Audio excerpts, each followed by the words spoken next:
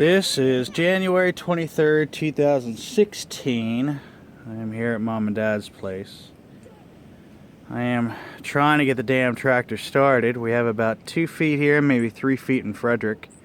Megan's with Baxter at home. I am here with Bowen and babysitting Mom.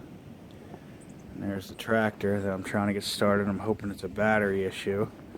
So I am praying that I'll get this started.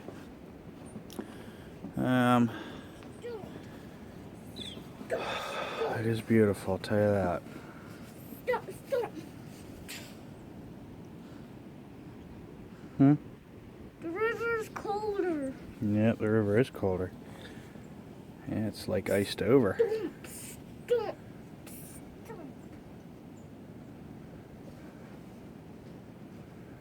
It would be quite pleasant sounding if there wasn't a pain in the ass 4-year-old running around. Like I said.